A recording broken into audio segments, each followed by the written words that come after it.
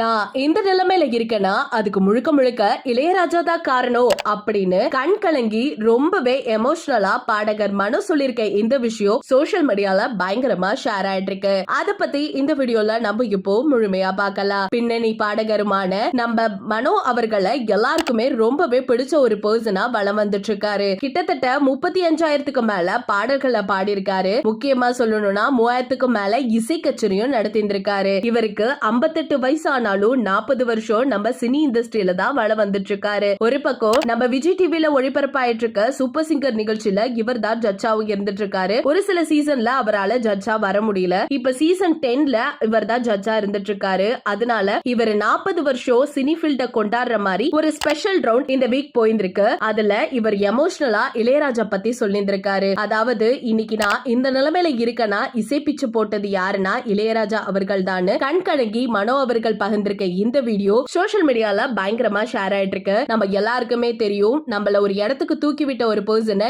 என்னைக்குமே விட்டே கொடுக்க கூடாது. அந்த விஷயத்துல இவ்ளோ தூரம் டிராவல் பண்ணியுமே இன்னைக்கும் மறக்காம இளையராஜா அவர்களை பத்தி புகழ்ந்து பேசினது மட்டும் இல்லாம எமோஷனலா பேசின இந்த விஷயம் தான் இன்னைக்கு மக்களுக்கு இடையில பெரிய அதிர்ச்சி ஏற்படுத்தினது மட்டும் இல்லாம ரசிகர்கள் எல்லாருமே இவரை பாராட்டிட்டு வந்துட்டு இருக்காங்க. நீங்க வேற லெவல் சார், உங்களை மாதிரி ஒரு ஃபேவரட் பர்சன் எனக்கு யாருமே கிடையாது. நீங்க ஒரு சூப்பரான சிங்கர். அது மட்டும் இல்லாம இன்னைக்குமே இளையராஜா சார மறக்காம நீங்க இத பத்தி ஷேர் பண்ணது எங்க எல்லாருக்கும் ரொம்ப சந்தோஷமா இருக்குங்கிற மாதிரி பேசிட்டு வராங்க. நீங்க இந்த செய்தியை பத்தி என்ன நினைக்கிறீங்க அப்படிங்கறத மறக்காம நம்ம கமெண்ட் செக்ஷன்ல ஷேர் பண்ணிக்கோங்க. இது போல அப்டேட்ஸ் உடனுக்குடனே தெரிஞ்சுக்க நம்ம சேனலை சப்ஸ்கிரைப் பண்ணி வச்சுக்கோங்க.